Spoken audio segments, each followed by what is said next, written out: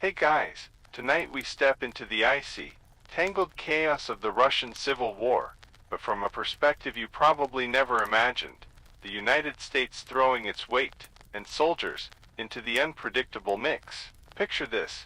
You're standing on the frozen docks of Vladivostok in 1918, the bitter wind cutting through your coat, your breath a mist that quickly vanishes into the frigid Siberian air. Around you, a world teeters on the brink, revolutionaries in red armbands, former Tsarist officers hiding in shadows, and foreign soldiers like yourself, far from home, wondering how you got caught in a war you barely understand.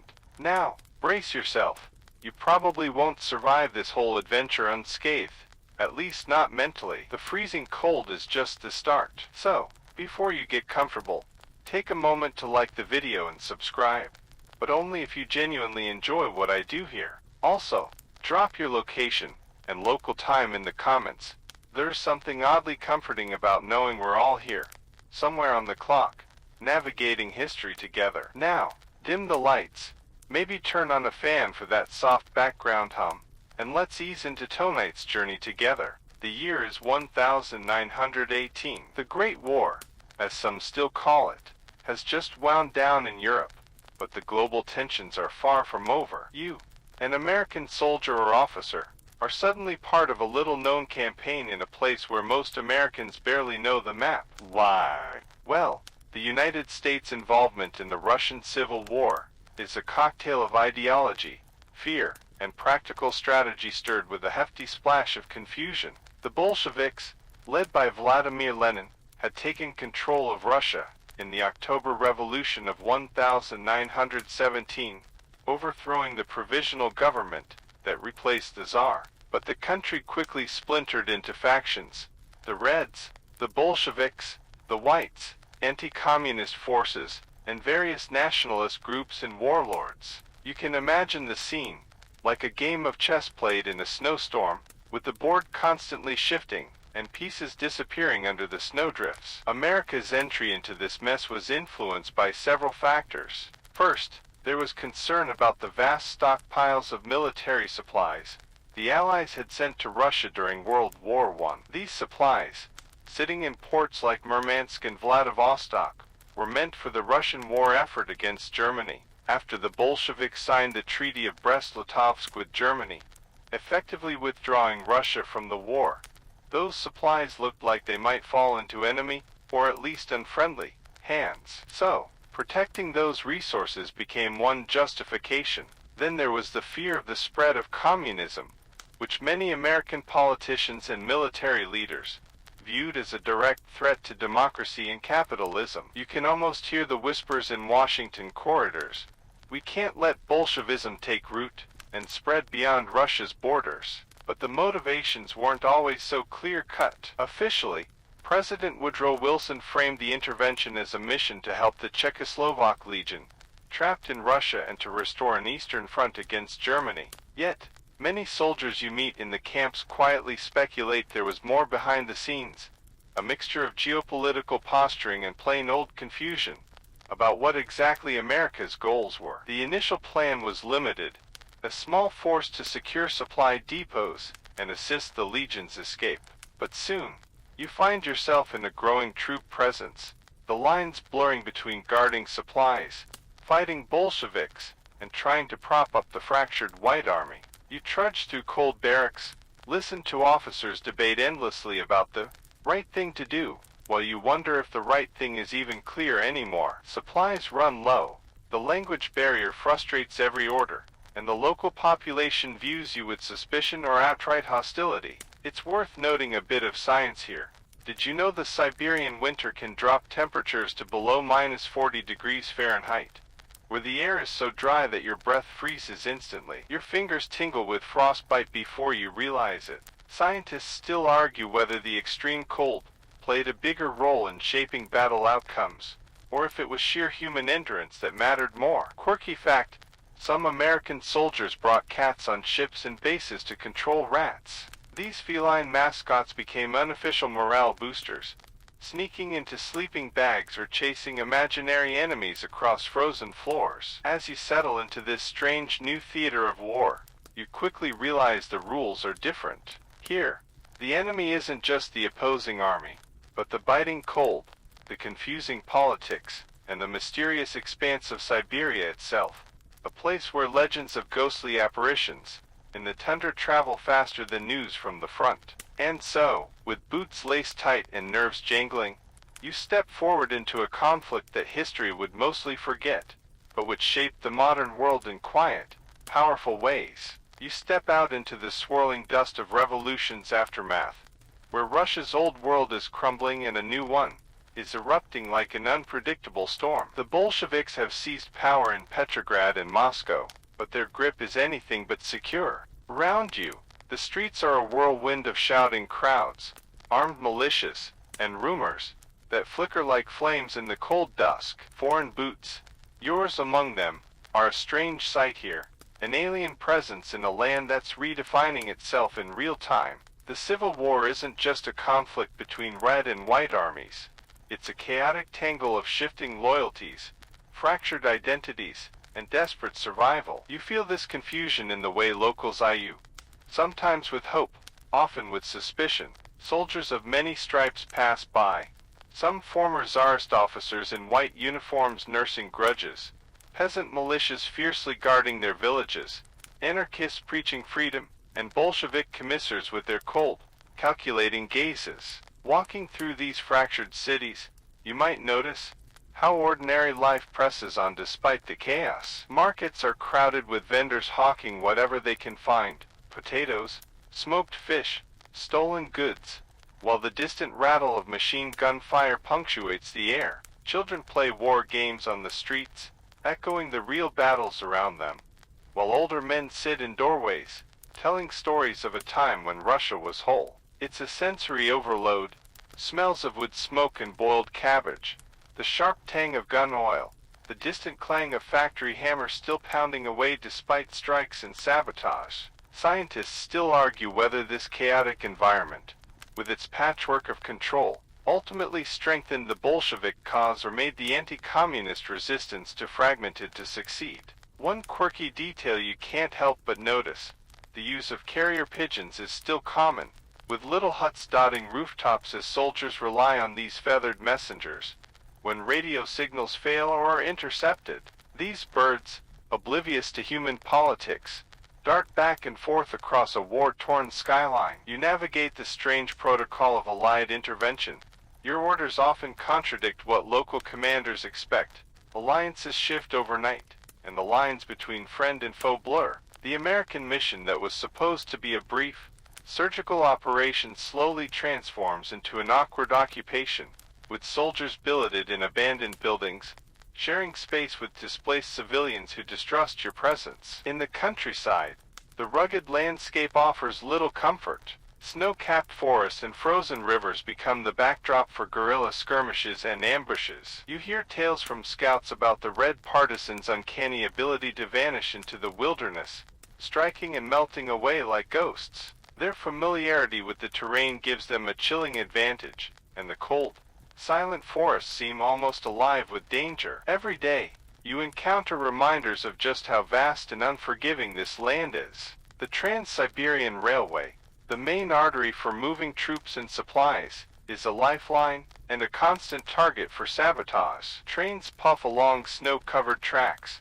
their whistles echoing through empty valleys, while sabotage teams try to derail or destroy them under cover of darkness. Despite the harshness, there are moments of surreal normality. Soldiers gather around campfires, sharing songs and stories, their breath mingling with the smoke as they try to forget the distant thunder of artillery. You catch snippets of conversations in dozens of languages: English, Russian, Czech, French, Japanese, all tangled in a strange linguistic mosaic. And through it all, the question lingers: why are you really here? Officially, it's to protect supplies and assist allies, but the political landscape is shifting beneath your feet. The Russian people's fierce nationalism, the Bolsheviks' unyielding revolutionary zeal, and the weary world's war fatigue collide in unpredictable ways. Here's a science nugget: did you know Siberia's permafrost isn't just frozen dirt, but a complex ecosystem trapping ancient microbes?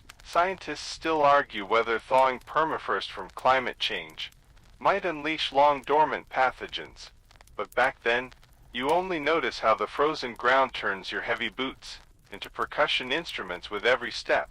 On a lighter note, some soldiers swear by Siberian tea, a bitter brew made from local herbs, claimed to stave off frostbite and boost morale. Whether it really works or is just a placebo, the ritual of brewing it offers a rare comfort amid the cold.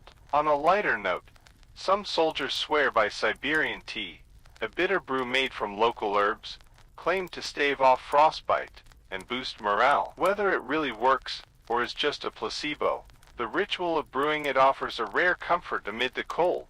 As you move deeper into this fractured land, the lines between ally and enemy blur. The revolution's smoke clouds the air, and the foreign presence becomes both a shield and a target. You start to understand that in this war, survival depends as much on reading the currents of politics as on your rifle's accuracy. The cold hits you like a wall the moment you step onto Siberian soil. It's a biting, merciless kind of cold that sneaks beneath your uniform, numbing your skin and stealing your breath before you even realize it. You trudge through snowdrifts that swallow your boots, the crunch beneath your feet a steady, unnerving rhythm in the silent white. The sun, low on the horizon, casts long shadows that stretch across frozen rivers and skeletal trees, painting the landscape in shades of blue and gray. This is Siberia, vast, empty, and brutally indifferent to your presence. The Trans-Siberian Railway, that iron serpent threading through the tundra, is your lifeline and your battleground. You can almost hear its whistle cutting through the silence, a lonely sound echoing over hundreds of miles of frozen wilderness. It's the only way to move troops, supplies, and messages across this unforgiving expanse. But it's also a prime target for sabotage and ambush. As you ride along the rickety train cars, you imagine the countless eyes watching from the tree lines, ready to strike. Logistics are a nightmare here. The cold isn't just a discomfort, it's a deadly adversary. Vehicles freeze solid overnight, engines refuse to start, food supplies spoil faster than you'd think in sub-zero temperatures. You learn quickly to tuck your water canteen inside your coat just to keep it from freezing solid. Fingers and toes are constant victims, frostbite stealing sensation and leaving painful reminders that your body isn't made for this place. Soldiers whisper about frostbite madness, a state where numbness turns to delirium,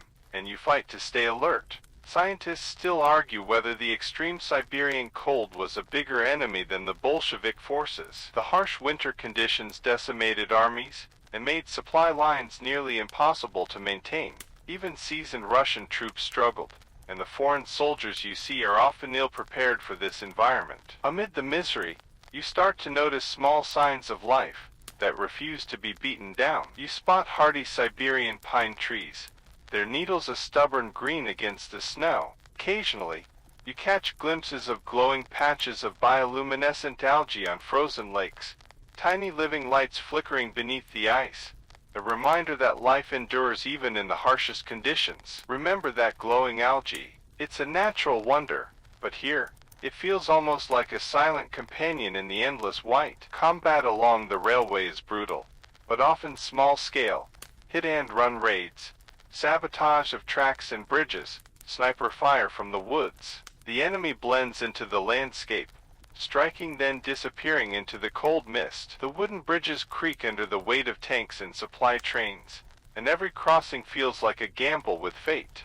You hear stories of Siberian Cossacks, mounted warriors who know every twist of the forest trails, acting as both scouts and raiders. Their horses, tough as the land itself, plod through the snow, ears twitching for danger. These Cossacks seem part myth, part reality, almost like echoes from a bygone era that refuses to die. Amid the harsh conditions, morale is fragile. The soldiers joke about the Siberian cold's ability to freeze your soul, but you notice that camaraderie and small rituals, sharing stories, passing around scarce chocolate bars, singing off-key songs, are what keep spirits from shattering completely. You also discover a quirky tidbit.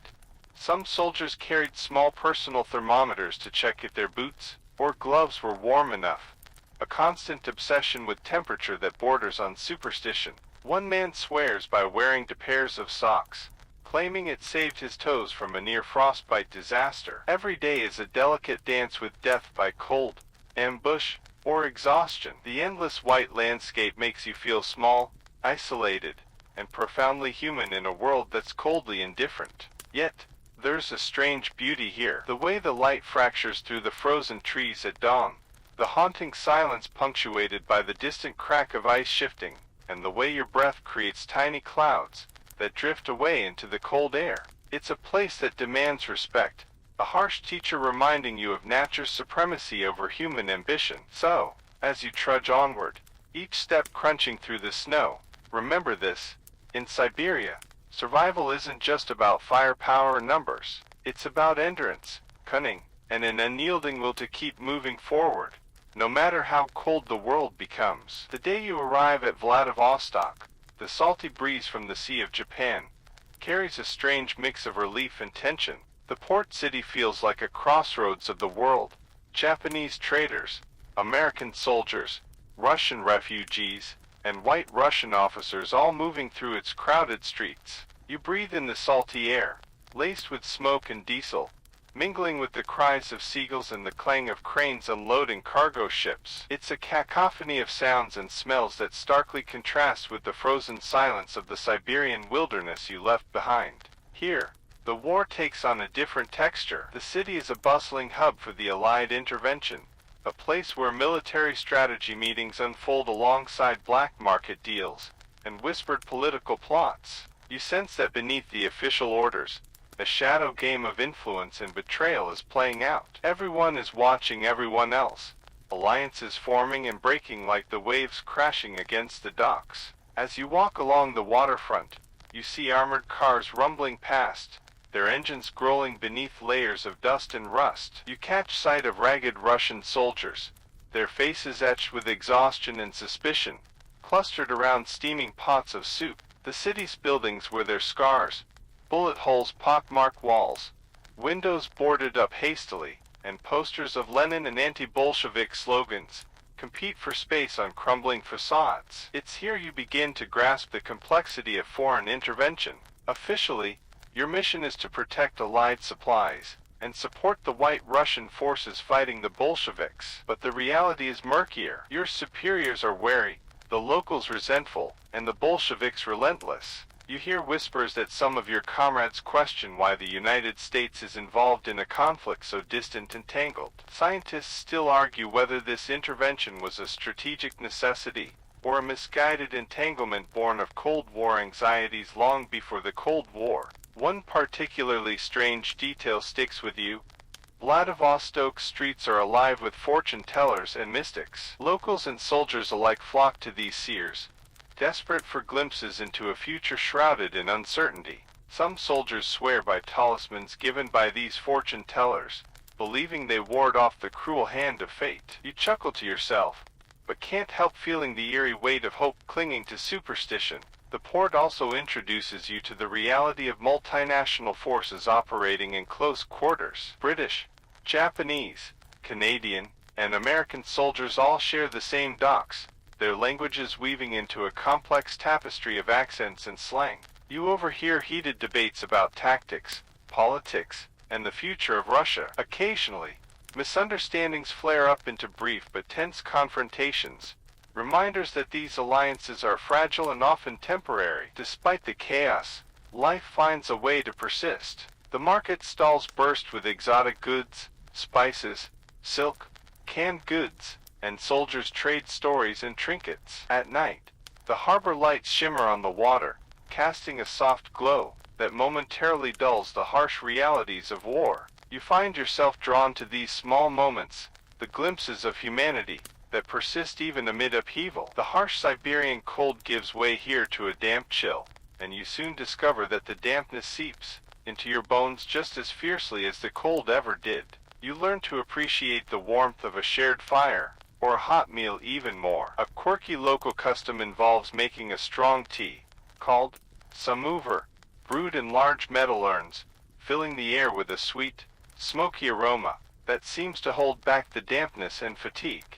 The city's strategic importance is undeniable. Control of Vladivostok means control of access to the Pacific and a foothold for influence in the region. The Trans-Siberian Railway feeds into this hub, making it the lifeline for all factions involved.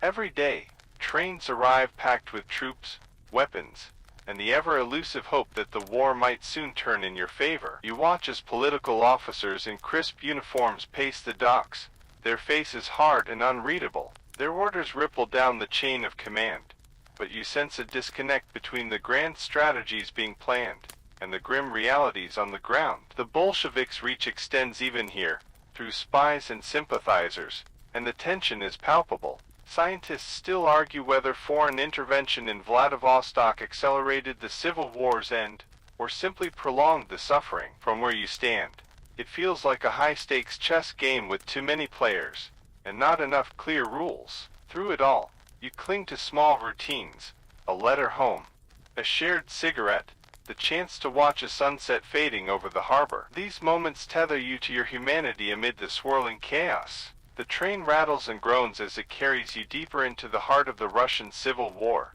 threading the fragile line between hope and despair. You find yourself aboard one of the few remaining supply trains on the Trans-Siberian Railway, a lifeline for the anti-Bolshevik forces, but also a magnet for danger. Outside, the world is a blur of snow-covered plains and dense forests, but inside, tension thickens the air like the steam rising from your breath. As the train lurches forward, you notice the worn faces of your fellow soldiers, some staring out at the endless winter landscape, others huddled together whispering rumors of battles won and lost. The weight of uncertainty presses on you all, and the cold steel walls of the train feel like a fragile shield against the chaotic forces outside. This journey along the railway is as much a battle of endurance as any firefight. The tracks are a constant target for Bolshevik partisans, shadowy figures who strike swiftly then vanish into the woods, leaving behind twisted rails and wrecked carriages. The rhythmic clatter of the train over the tracks sometimes breaks into ominous silences, signaling another sabotage attempt. You feel a knot tighten in your stomach every time the train slows unexpectedly or jolts violently. Scientists still argue whether the railway's strategic value outweighed the immense logistical challenges it presented.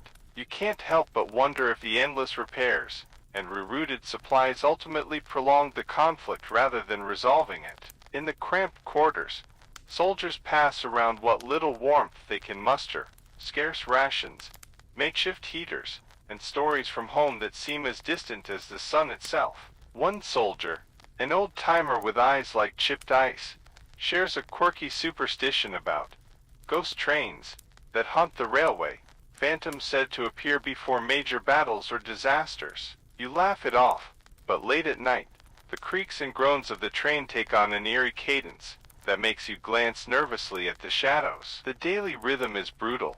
Awake before dawn, patrols along the rail line, constant vigilance against ambushes, and the ever-present threat of frostbite. Your fingers grow numb despite the gloves, and you learn to recognize the early signs: tingling, loss of feeling, and a creeping stiffness. It's a slow enemy that waits patiently, ready to claim another victim. Combat here is sporadic but intense. Small firefights erupt in the snow, bullets whizzing past like angry hornets. You remember a skirmish near a frozen river, where the reflection of gunfire on the ice lit up the night in bursts of orange and blue. The cold makes everything sharper, the crack of rifles, the sting of icy wind, even the taste of fear in your mouth. You also become aware of the strange camaraderie born from shared hardship. Soldiers trade stories of home, share a last bite of rations, and cover for each other during patrols. Humor, often dark and biting,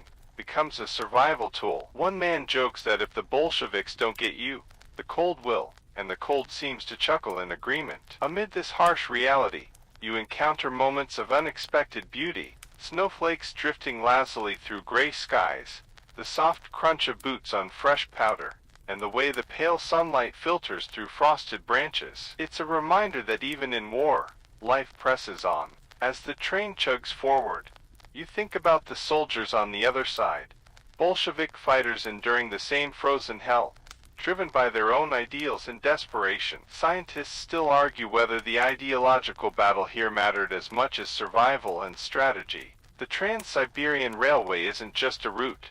It's a fragile thread holding together fractured lives and conflicting hopes. Each mile gained is a small victory, each sabotage a painful setback. You ride this thread, caught between history and the harsh Siberian winter, hoping that one day, the rails will carry you home. You step off the train and into the gritty chaos of the front lines near Lake Baikal, the world's deepest freshwater lake, a shimmering expanse surrounded by towering mountains and dense taiga forests. The air here is different, crisper, tinged with pine and the faint musk of damp earth, even beneath the snow. It carries whispers of ancient Siberian spirits, or so the local Cossacks say, who believe the lake's depths hide mysteries beyond human understanding. Your boots sink into the snowy soil as you join your unit, a ragtag group of soldiers from various allied nations, each wearing the fatigue and grit of months spent fighting far from home. The war here is a cruel paradox. The breathtaking beauty of the landscape starkly contrasts the violence and suffering unfolding beneath it. The lake is a strategic jewel in this conflict. Control over its shores means access to fresh water, and a vital transportation route during the brief summer months, when ice gives way to navigable waters. You can almost feel the weight of history pressing down as you look across the frozen expanse, knowing that this place has seen sirs, revolutionaries, and now, foreign soldiers locked in a deadly struggle. Scientists still argue whether the harsh terrain or the local resistance shaped the battle outcomes more significantly here. The unforgiving geography is a constant adversary, turning every move into a perilous gamble. Your days become a blend of patrols through snow-laden forests, fortifying positions with whatever materials you can scavenge, and maintaining the fragile supply lines stretched thin over frozen earth. Nights bring eerie silence, punctuated only by distant howls.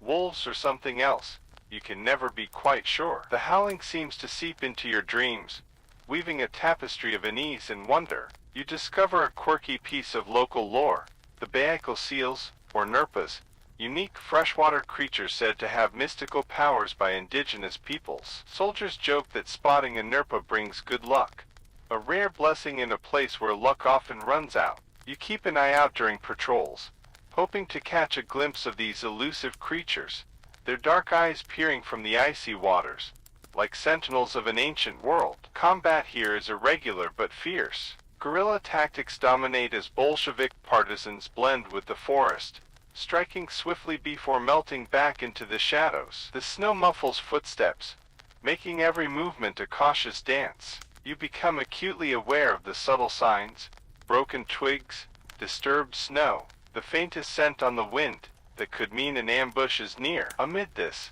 the local population's attitude is a complex mix of fear, resentment, and cautious cooperation. Peasants offer what help they can, though many cling to survival over ideology. Their stories of hardship add layers to your understanding of this conflict, not just a fight between reds and whites but a brutal civil war that tore through families and communities. The cold continues to be a relentless companion. You adapt rituals to stave off frostbite and exhaustion, from carefully layering clothing to the almost obsessive monitoring of exposed skin. One soldier shares a quirky habit of chewing on small pine needles to stimulate circulation, a bizarre remedy that somehow seems to work. You remember earlier warnings from comrades about Siberian snow blindness, a condition caused by the intense glare off the snow that can temporarily blind soldiers if they don't wear proper eye protection.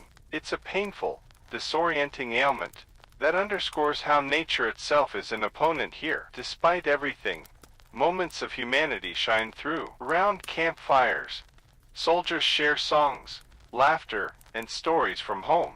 You feel the thin thread of connection, stretching across continents and cultures, a fragile but vital lifeline in a world consumed by war. As you prepare for another patrol along the lake's icy shores, you realize this place is more than a battlefield. It's a crucible, testing not just your strength but your spirit. Here, beneath the frozen sky and ancient waters, the fate of a nation and the resilience of its people are intertwined in a story still unfolding. You trudge through the snow-dusted forest beyond Lake Baikal, each step a soft crunch in the stillness, feeling the weight of the conflict pressing down around you. The war is no longer just a distant headline. It's the frost biting your cheeks, the acrid smoke stinging your lungs, the distant echo of gunfire bouncing between trees like angry thunderclaps. The Russian Civil War has transformed these woods into a maze of danger and desperation.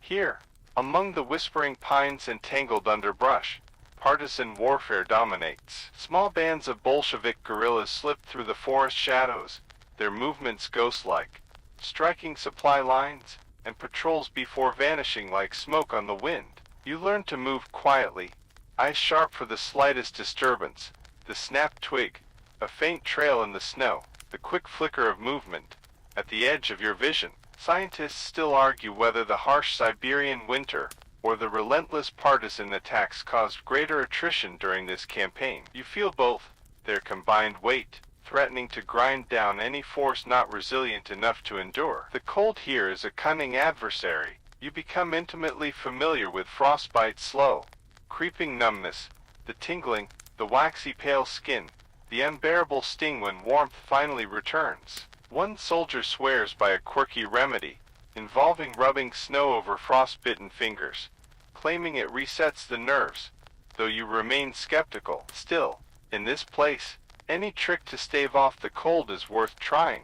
Your unit establishes makeshift camps deep in the forest, camouflaging tents beneath heavy boughs laden with snow. Nights are the hardest, bone-chilling cold wrapped around you like a vice, punctuated by the eerie cries of distant wolves, and the occasional crack of branches signaling unseen movements. Sleep is fitful, broken by dreams of home and the relentless march of war. One evening, as you huddle around a flickering fire, an older soldier recounts a local legend about the forest spirit, a mysterious guardian, said to protect those lost in the woods. The story feels oddly comforting, a soft thread of hope amid the harsh realities. You wonder if this folklore, so unlike the brutal military orders, offers a glimpse into the resilience of the people caught in this war. The forest conceals more than enemy fighters. It's a repository of nature's wonders, a thick carpet of moss muffling your steps, delicate icicles hanging like crystal daggers from branches,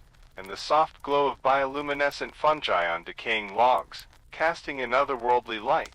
You recall a scientific fact.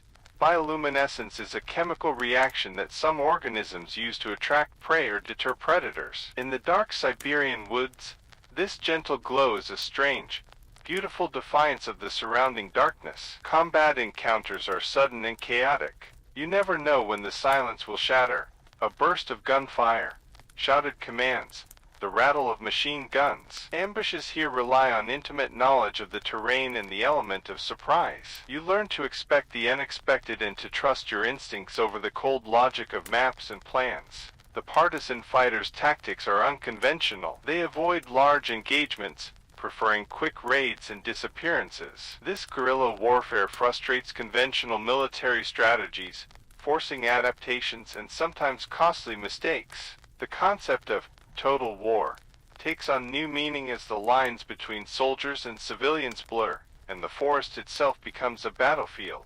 You also witness moments of unexpected kindness, local villagers sharing scarce food, guides leading patrols through the safest routes, and soldiers from opposing sides showing fleeting gestures of humanity. These glimpses hint at the complex human stories beneath the layers of conflict. Scientists still debate how much these local populations influenced the Civil War's outcome here. Were they passive victims, reluctant supporters, or active participants? The truth, as always, lies somewhere in the tangled middle. As the days stretch on, your awareness sharpens, not just of the enemy but of the fragile balance sustaining your own survival. Every breath, every step, every heartbeat feels like a small victory in this vast, frozen wilderness. You tuck this moment deep in your memory, a pause amid the relentless storm, knowing the war marches on, relentless and unforgiving. You find yourself marching along the banks of the frozen Angara River, the harsh Siberian wind slicing through your layered clothes like a razor. The river, a powerful artery flowing out of Lake Baikal, holds stories of ancient migrations, battles, and now your own footsteps marking history's frozen surface. The landscape around you is stark and beautiful. Bare trees etched against pale skies, their skeletal branches creaking in the wind, and the ice beneath the river's surface glowing faintly with trapped bubbles and frozen currents. This stretch of the campaign feels different. The river's vastness impresses on you a sense of isolation, but also of something larger, a living force indifferent to the turmoil playing out on its shores. As you trudge onward, the ground crunching beneath your boots, you think about the river's role, not just as a physical barrier or route, but as a symbol of endurance and change. Scientists still argue whether control of rivers, like the Angara, had more strategic or symbolic importance during the Russian Civil War. The truth, you realize, is both, and it's intertwined with the geography and spirit of Siberia itself. Your unit is tasked with securing river crossings, key points that allow supplies, reinforcements, and information to flow through the vast, snowy expanse. You watch engineers working feverishly to construct makeshift bridges and ice ferries, battling both the elements and time. These efforts often feel like building castles of sand against the relentless tide of winter. Amid the grueling work, you encounter peculiar challenges unique to this environment. For instance, the river's ice isn't uniform. Some spots are deceptively thin, threatening to give way beneath heavy loads. Soldiers share stories of comrades who slipped through the cracks into the icy depths, lost to the river's cold embrace. It's a sobering reminder that nature can be as deadly as any bullet. There's also a quirky tidbit about Siberian river ice. Under certain conditions, it can produce a mysterious singing sound, icequake, or singing ice, caused by the expansion and contraction of the frozen water. At night, this eerie hum drifts across the landscape, unnerving yet strangely beautiful. You wonder if it's the river's way of whispering its own ancient secrets. Your watch shifts bring long hours of vigilance, scanning the riverbanks for signs of enemy movements or sabotage attempts. The silence here is deceptive. You become attuned to the smallest disturbances, a fallen branch, a shifted snowdrift, or the faint clatter of tools working under cover of darkness. Combat near the river is sporadic but intense. Bolshevik forces launch surprise raids aiming to destroy supply lines and prevent crossings. You experience one such attack, a chaotic clash where the river becomes a frozen battlefield, bullets ricocheting off ice and the screams of men swallowed by the wind. You realize that even this majestic river, seemingly eternal and calm, is drawn into the war's brutal dance. Amid the strife, the human spirit flickers stubbornly. You share stories around the campfire, exchanging jokes and dreams of home.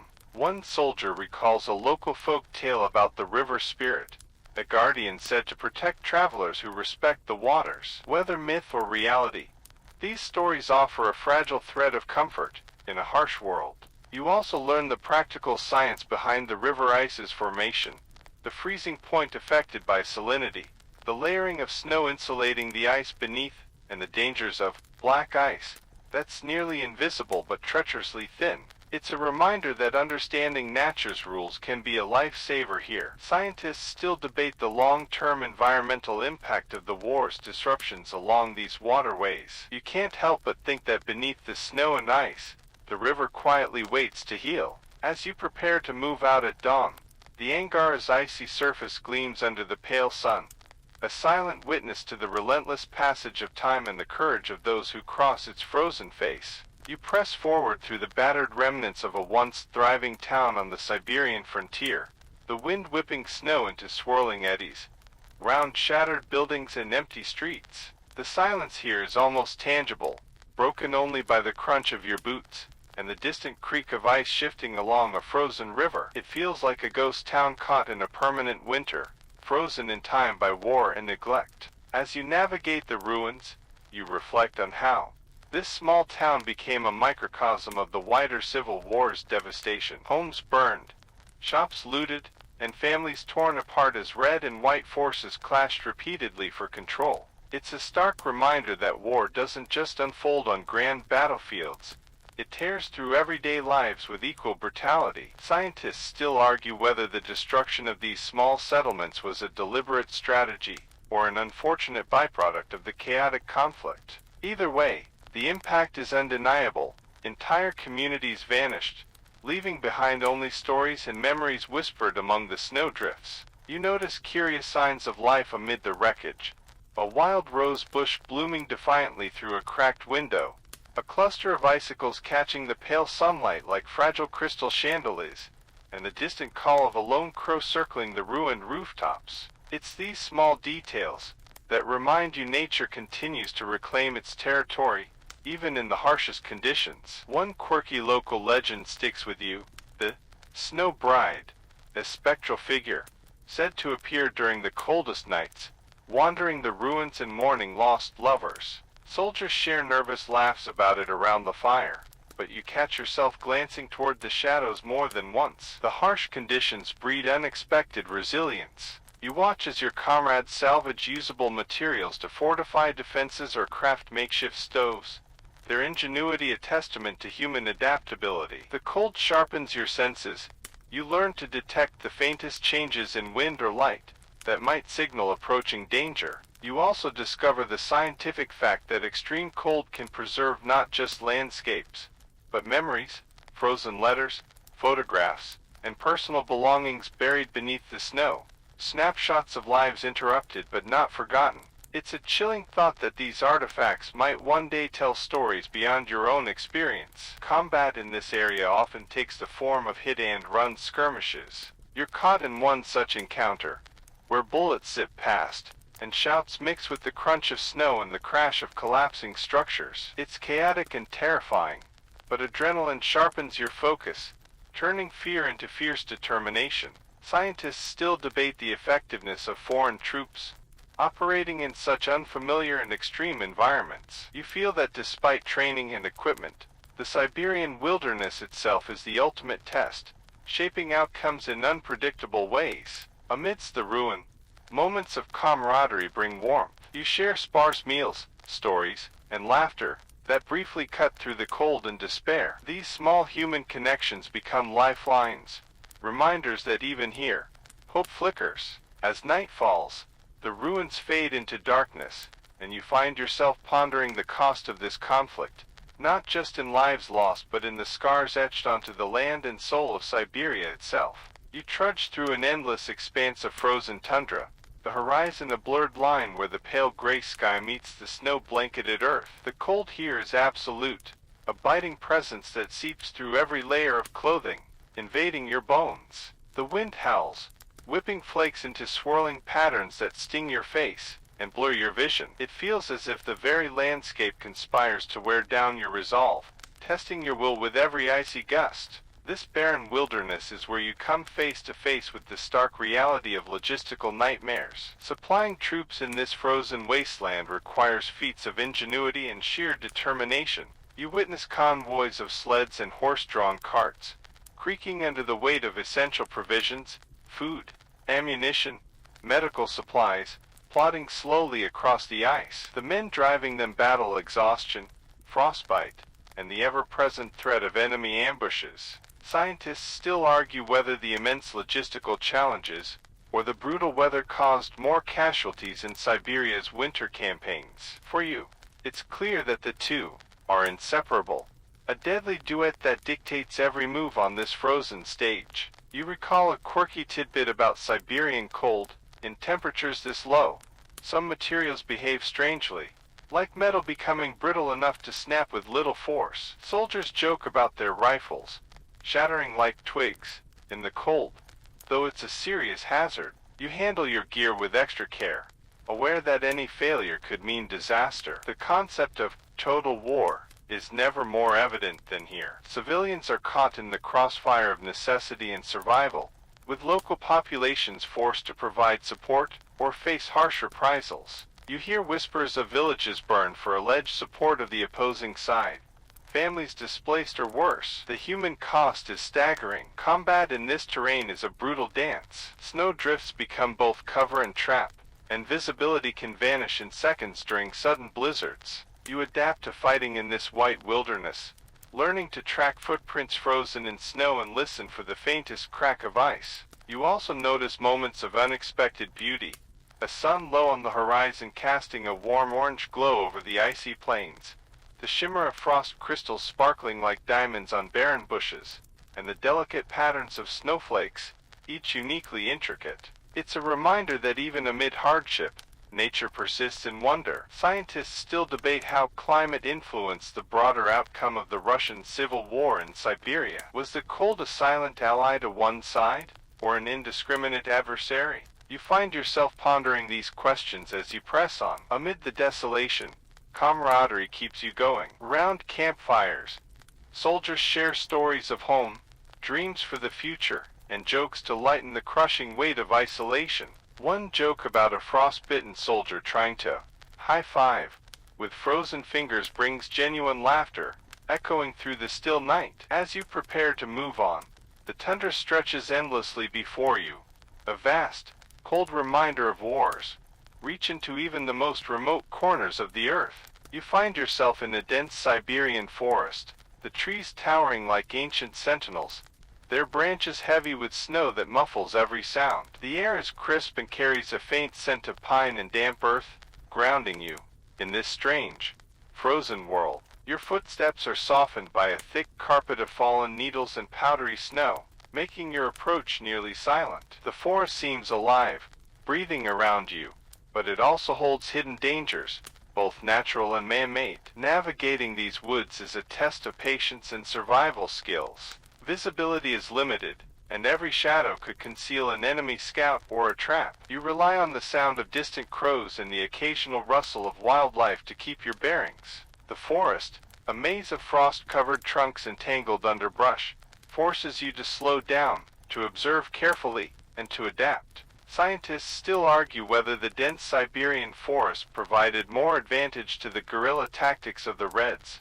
or to the conventional forces of the Whites and foreign troops. The truth lies somewhere in the complex interplay of terrain and tactics, each shaping the other. A quirky fact surfaces.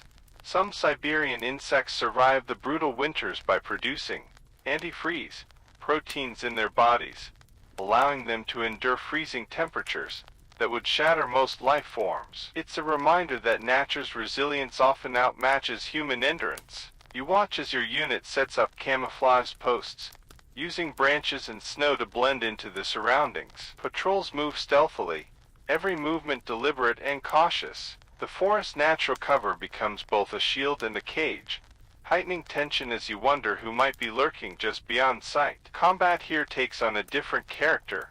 Hit-and-run ambushes, snipers picking off targets from treetops, and close-quarters engagements among the trees. The sound of gunfire echoes strangely in the forest, bouncing off trunks, and muffling into an unsettling chorus. You learn to trust your instincts, and the rhythm of the forest noises to survive.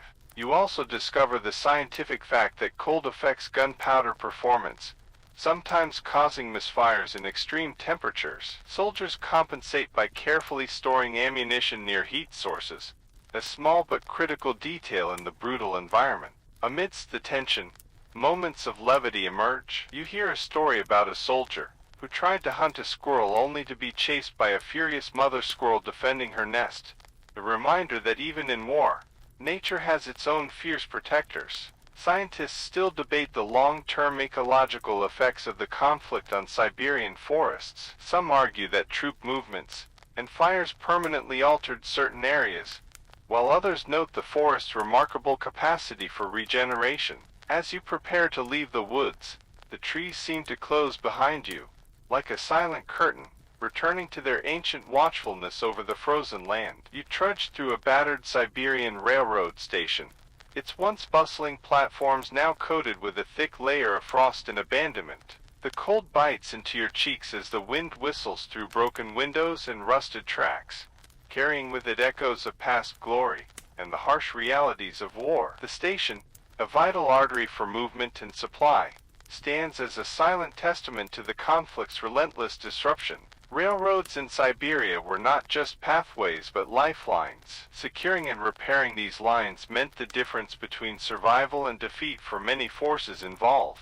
You observe mechanics and laborers, bundled in heavy coats, working tirelessly to patch rails, clear snow, and repair engines, all under the shadow of potential enemy attacks. The cacophony of hammer strikes, steam engines, and shouted orders fills the air. Scientists still argue whether controlling the Trans-Siberian Railway was the decisive factor in the foreign intervention's success or failure. This vast network's importance cannot be overstated. It was both a strategic asset and a tempting target for sabotage. Among the curious tidbits you learn is that the railroad's telegraph lines sometimes played unexpected roles. Coded messages sent through Morse signals could be intercepted or confused by atmospheric interference, particularly during Siberia's frequent electrical storms. Soldiers joked that sometimes the enemy was actually just a lightning bolt scrambling communications. Combat around the railways was a mix of sabotage and protection, raids to destroy tracks or trains, ambushes along the route, and skirmishes at stations. You find yourself part of a tense night operation, stealthily guarding a rail bridge from a group of enemy saboteurs, the cold air thick with anticipation and the faint scent of burning wood. You also discover the science behind cold weather steam engines. Extreme frost could cause metal parts to contract unpredictably, forcing engineers to innovate quickly with lubricants and pre-warming techniques. These adaptations often meant the difference between moving forward or being stranded. Scientists still debate how much the damage and repairs of railways prolonged the Civil War's Siberian front. Was it a war of iron tracks, or of human endurance? You ponder this while listening to the rhythmic clatter of trains, moving slowly through the snow-covered landscape. Amid the tension, moments of camaraderie flourish in the station's dimly lit mess halls, where stories of near misses and quiet heroics are shared over hot tea. A joke circulates about a cook who accidentally served frozen soup, only to call it Siberian ice cream, to cheer up the troops. As dawn breaks, the station awakens again, a fragile hub of hope and hardship in the vastness of Siberia. You step onto a frozen lake, its surface a vast, glistening sheet of ice, stretching endlessly beneath the pale winter sun. The air is crisp and still, and your breath forms small clouds that vanish quickly in the cold. The ice beneath your boots creaks softly, a subtle reminder of the fragile barrier, holding back the dark waters below. This frozen expanse is both a barrier and a pathway, an unpredictable stage for the struggles unfolding in this frozen wilderness. Frozen lakes and rivers are lifelines in Siberia's winter, serving as vital routes for troop movements and supply lines. When conventional roads are impassable, you see sleds loaded with supplies crossing cautiously, the men carefully distributing weight to avoid cracking the ice. The silence here is almost eerie, interrupted only by distant howls of wolves and the occasional snap of ice. Scientists still debate the role these frozen waterways played strategically. Some argue they gave one side a critical advantage, while others say they were simply dangerous gambles that often ended in disaster. A quirky fact comes to mind. In extreme cold, ice can become so clear it appears almost invisible, making it a hazard for unwary travelers who risk falling through thin spots. You recall stories from local guides about sudden ice collapses swallowing horses and men alike, a chilling reminder of nature's unpredictability. Combat on ice adds its own unique challenges. You learn quickly how to balance carefully, move quietly, and avoid loud noises that might alert enemy patrols. The risk of falling through thin ice during a firefight adds a terrifying element to an already deadly situation.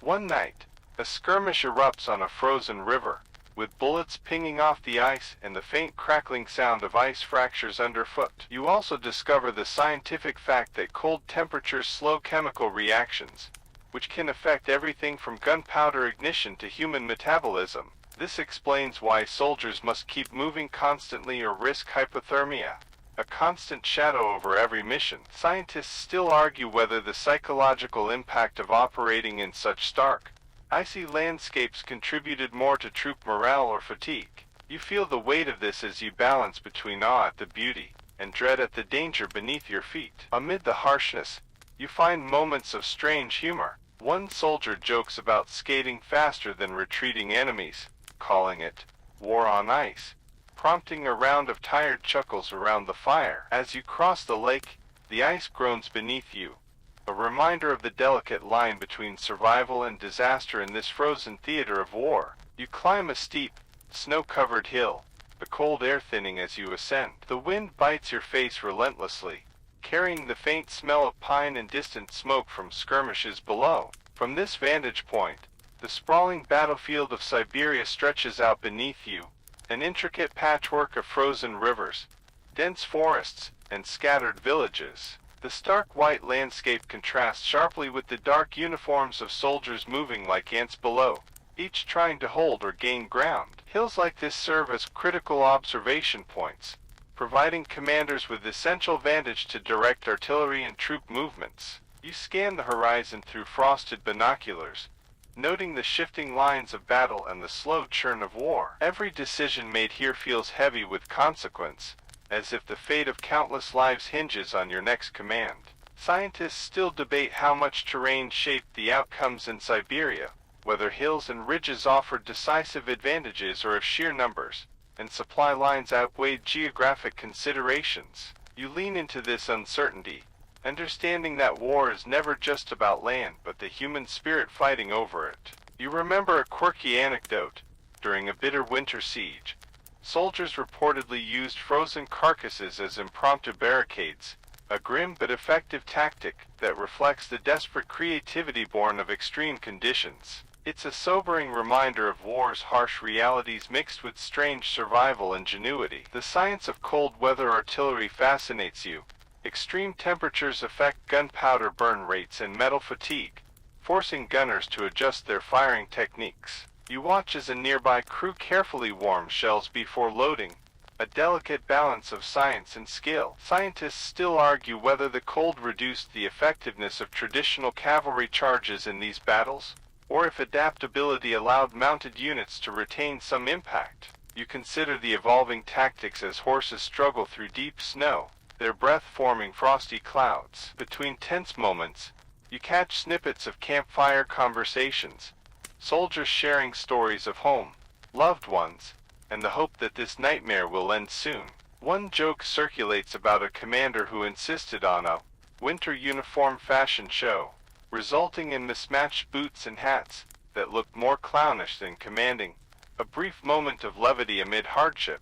As night falls, the hilltop becomes a silent sentinel, watching over the frozen battlefield, holding stories of courage, despair, and relentless human will. You descend into a quiet village nestled in a snow-blanketed valley, its wooden houses cloaked in frost and silence. The stillness feels almost sacred, broken only by the distant crackle of a fire and the muted footsteps of weary soldiers returning from patrol. This village, like many in Siberia, has become an unintended witness to the sprawling conflict, its people caught between armies and ideology. The villagers move cautiously, their faces etched with hardship but also resilience. You notice the simple signs of survival: firewood stacked neatly, animal skins drying near doorways, and children playing quietly despite the looming dangers. The war has touched every life here, yet daily rhythms persist, stubborn and defiant.